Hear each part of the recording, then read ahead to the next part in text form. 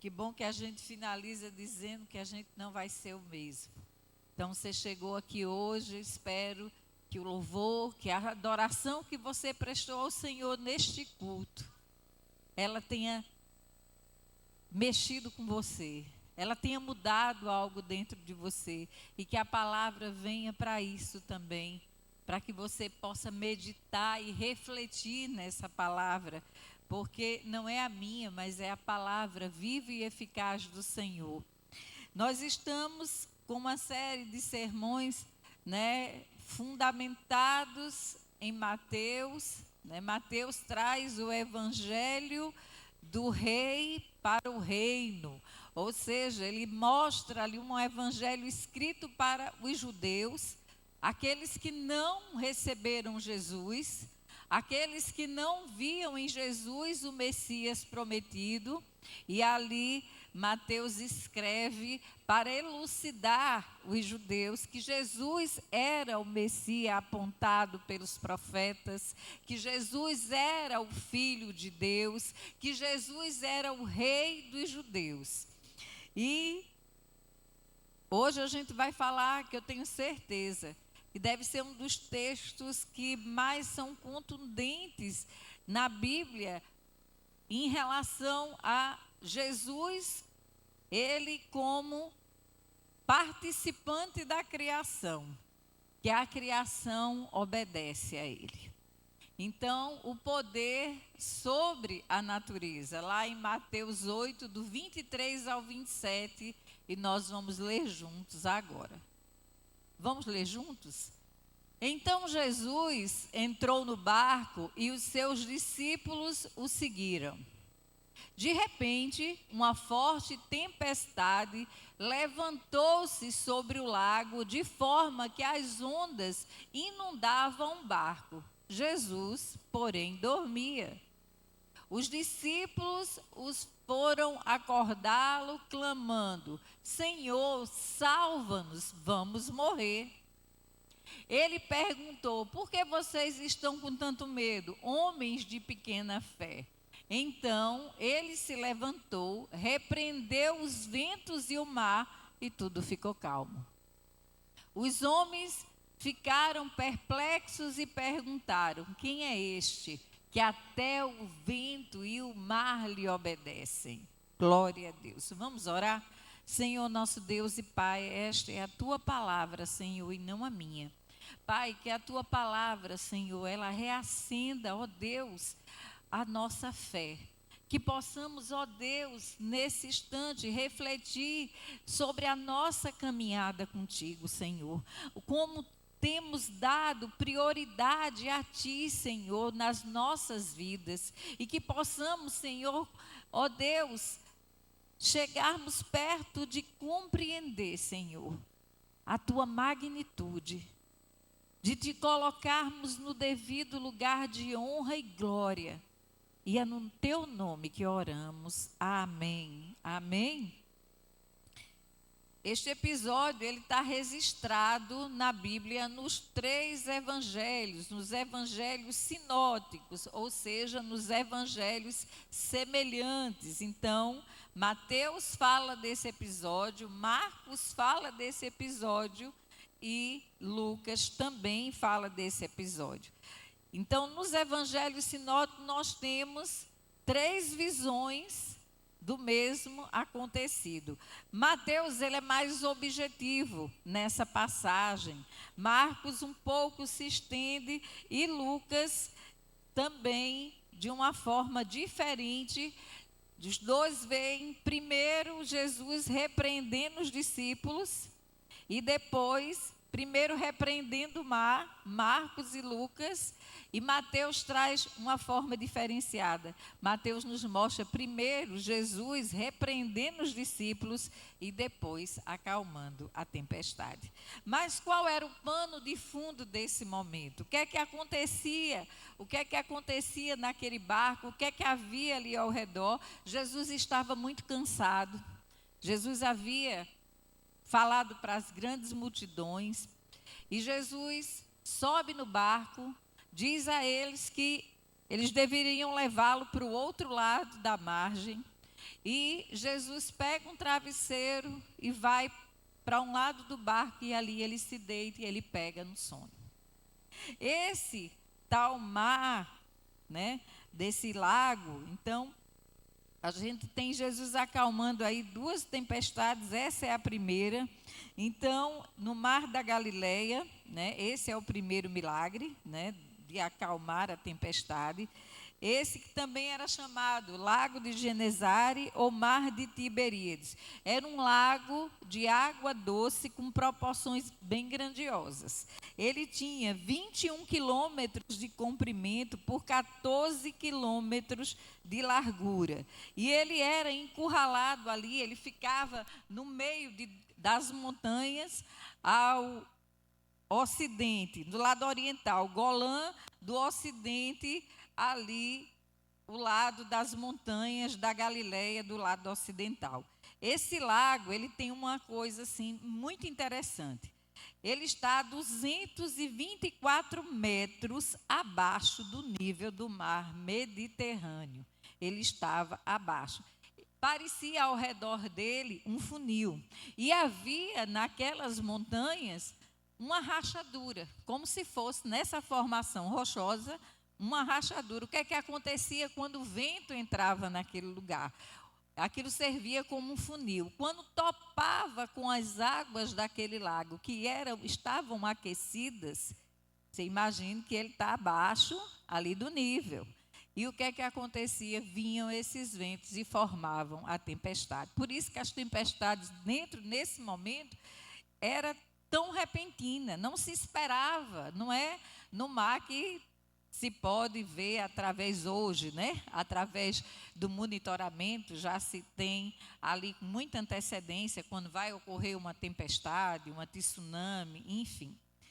E era nesse contexto, aquelas águas, o vento soprando violentamente, e olhe que nós tínhamos naquele barco alguns discípulos que conheciam aquele lago, que pescavam naquele lago, que tinham intimidade com aquele lago, e eles ficaram assustados, porque o barco se debatia, as ondas começavam a ficar maiores. E é nesse contexto aí que eles vão acordar Jesus. Primeira lição que a gente tira desse momento, dessa passagem bíblica. Em primeiro lugar, as tempestades são inevitáveis. Nós não controlamos tudo. E é por isso que a gente tem visto tantas pessoas hoje sofrendo. Porque elas acham que têm o poder de controlar tudo. E quando algo sai fora da forma que a pessoa pensou, idealizou, essa pessoa se quebra.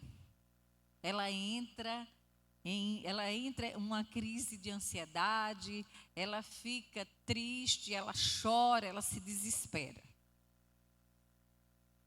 Nós não fomos colocados nesta terra com uma promessa de que aqui seria um mar de rosas. Jesus diz que estará conosco em todas as circunstâncias. Porém, nesse mundo nós teremos aflições. Nós passaremos por tempestades, elas vão ser inevitáveis. Nós precisamos saber que a tempestade vem para ricos e pobres, para homens e mulheres, para aqueles que têm uma posição social elevada e para aqueles que não têm, independente de cor, raça, religião, tempestades acontecem a todos os seres humanos. Se é humano, todos nós já passamos por uma tempestade e já nos assustamos, porque às vezes parece que a gente está tão bem, tem pessoas que só conseguem viver vivendo de tempestade em tempestade. Às vezes a tempestade nem está se formando, mas a pessoa já está com medo. Tem gente que tem medo de calmaria. Diz, eu estou ficando com medo. Está tudo tão bom na minha vida que algo de ruim vai acontecer. Eu já estou com medo, eu estou sentindo, não sabe relaxar e aproveitar aquele momento, viver um dia de cada vez. É uma grande lição, viver um dia de cada vez. E, em segundo lugar, as tempestades, elas são inesperadas, elas não têm aviso prévio, elas vêm periodicamente, são rajadas de vento que nos tiram de uma zona de conforto, que às vezes nos despertam, e impossível a gente não lembrar da pandemia. A pandemia fez isso com todos nós.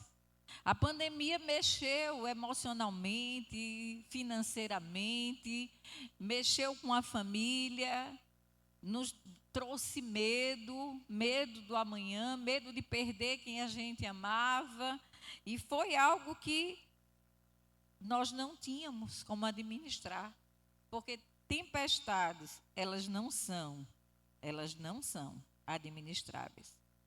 Mesmo tendo conhecimento do mar, mesmo conhecendo, já tendo navegado nele várias vezes, nós vemos os discípulos amedrontados e com medo de morrer. O medo dos discípulos é igual ao meu e de vocês. É o medo, nós temos medo de morrer. A gente acabou de cantar, se eu pudesse eu ia para lá, mas eu tenho certeza que na hora que a gente está cantando, sim, Senhor, eu não tenho medo não, mas não me leve agora não, mais um tempinho aqui, né? Use de misericórdia e graça para comigo, né? A gente tem medo de morrer. Porque no fundo, no coração da gente, eu não sei vocês, mas eu disse, será que eu estou verdadeiramente preparada para viver esse momento? E ali estavam os discípulos, andaram com Jesus, viram Jesus curar, e há um momento em que eles estão desesperados, e mais aquela tempestade faz algo com eles. Tempestades são pedagógicas. Nas tempestades, Deus ministra ao nosso coração. Na tempestade, quando eu busco a Deus, quando eu deixo de ter o controle, quando eu não quero ter o controle, porque quantas vezes, em meio a uma tempestade, você diz, eu vou resolver desse jeito, eu vou resolver daquele, eu vou falar com fulano, eu vou falar com cicrano, eu vou buscar a irmã tal, eu vou fazer isso, eu vou fazer aquilo, eu vou dar um jeito nisso, eu vou conseguir controlar isso, eu vou administrar essa situação, eu não vou falar com ninguém. Muitas vezes você se isola, você chora sozinho, mas a última coisa que você faz é entregar nas mãos de Deus. Você luta, você esperneia com aquele mar que se formou, aquela coisa revolta que você não estava esperando, mas você se esquece de acordar Jesus, de chamar por Ele, de clamar por Ele. Irmãos, eu não sei vocês, mas às vezes eu me pego e eu peço perdão a Deus, porque às vezes, diante de um problema, de uma tempestade, parece que a gente colocou Deus na mesma estatura que a gente. Você acaba achando que eu não estou resolvendo, eu não consigo resolver, parece que eu estou vendo que, sabe, eu estou colocando Deus, achando que Deus é do meu tamanho, e Ele não é. Quando eu não levo direto para Ele, eu sofro as consequências disso. Queridos, Jesus é o primeiro a entrar no barco. Ele sabia que ele iria chegar do outro lado. Seus discípulos seguem, nenhuma tempestade à vista. A viagem parecia segura, mas subitamente o mar se agita. Mesmo quando estamos em tempestade, devemos lembrar que Jesus, Ele está conosco. Que Ele é o primeiro a se incomodar com a tempestade. Eu não sei o que você está passando, eu não sei o que você já passou. Mas eu tenho certeza que as coisas, as tempestades que já sobrevieram a você, e se você está aqui é porque você resistiu a elas. E se você resistiu, você não resistiu sozinho. Você resistiu porque a misericórdia do Senhor esteve sobre a tua vida. Porque você entendeu que existe um Deus acima de todas as coisas, e todas as coisas estão sobre o controle dele, só dele. Muitas vezes nós ouvimos pessoas dizer assim: eu estou passando uma dificuldade tão grande, eu oro, parece que Deus não me ouve, eu acho que Jesus me esqueceu. E naquele momento, a gente vai ver os discípulos: mestre, não se importa que nós perecemos, porque Jesus estava dormindo. E Jesus não dorme, não toscaneja o guarda de Israel. Ele vela pelo teu sono. Nem durante o teu sono você está sozinho. Nem na tua pior tempestade, na noite mais escura, nas lágrimas da madrugada, você está sozinho. Deus é o Deus do impossível. Ele é o Deus que traz à existência as coisas que não existem. Meus queridos, nessa hora, imagine o clamor que se levantou ali. E Spurgeon vai dizer que os discípulos, eles inquietaram Jesus mais do que a tempestade. Mesmo com o barco ali se debatendo entre as ondas, Jesus não se inquietou.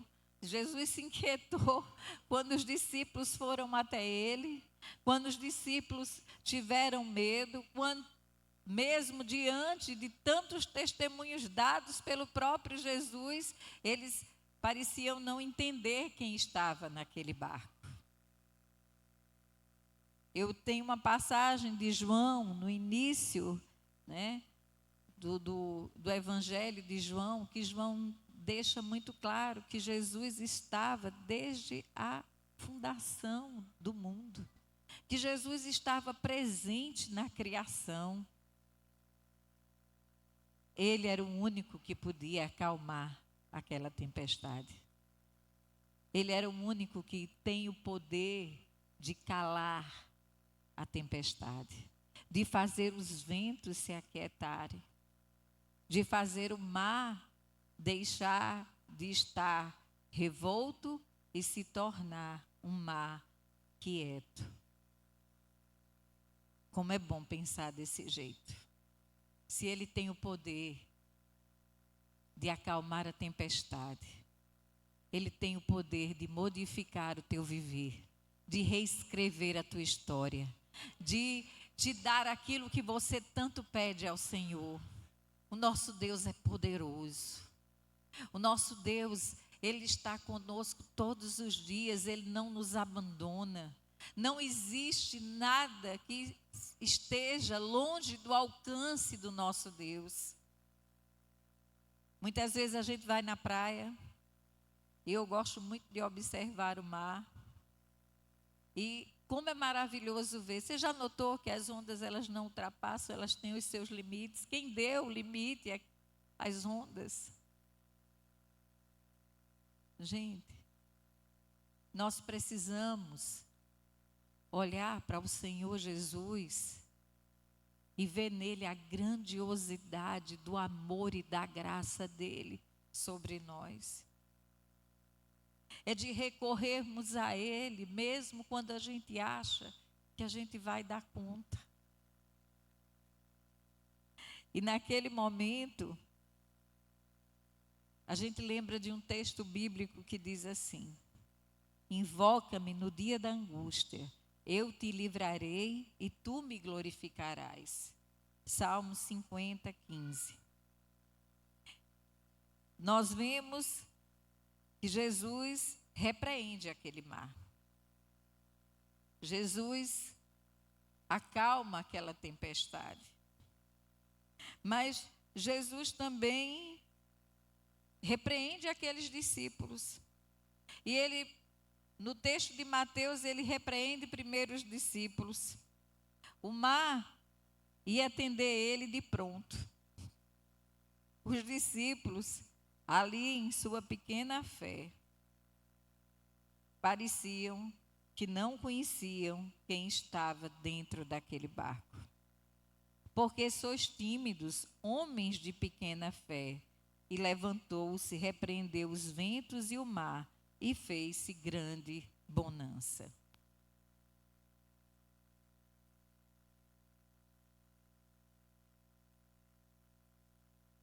O milagre fez com que aquele barco não naufragasse. O teu barco não vai naufragar. Diga comigo, o meu barco não vai naufragar.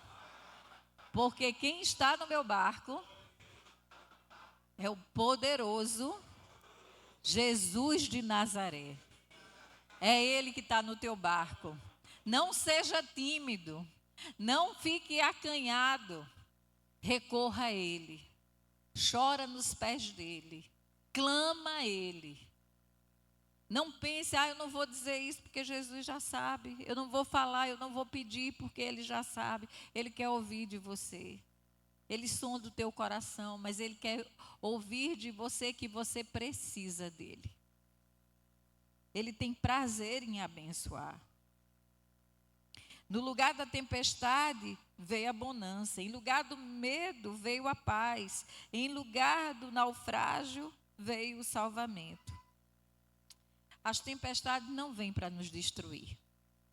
Ela nos destruiria se nós não tivéssemos Jesus. Ela nos destruiria se a gente não tivesse fé. E a fé, a tua fé e a minha fé está firmada em Jesus. Ela não está firmada em homens. Ela não está firmada nos recursos que a gente tem ou deixou de ter. A nossa fé, ela subsiste na pessoa do Senhor Jesus. Você não vai perecer. Eu acho que essa passagem bíblica era para nos ensinar. Jesus não deixou os seus discípulos perecerem. Hoje Ele também não vai deixar o seu povo perecer. Quantas coisas nós temos visto ao nosso redor. E a gente meio que ficou meio cauterizado. Parece que a gente olha, vê que tem tudo caminha para a desgraça total. A gente olha, vê os valores destruídos, vê as coisas todas se perdendo. Mas nós estamos protegidos. Nós estamos debaixo da poderosa mão do nosso Deus. Eu não tenho que temer o amanhã, porque o amanhã a Deus pertence. Eu não tenho que ter medo de nada nem de ninguém, porque o verdadeiro amor lança fora todo o medo.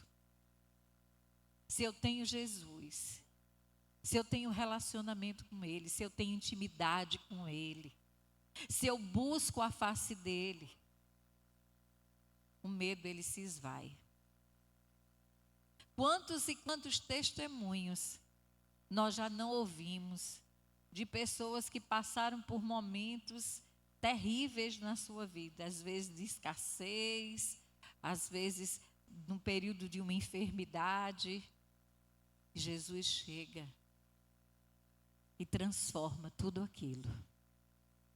E a pessoa vem aqui e canta o canto da vitória. Os discípulos ficaram tão admirados.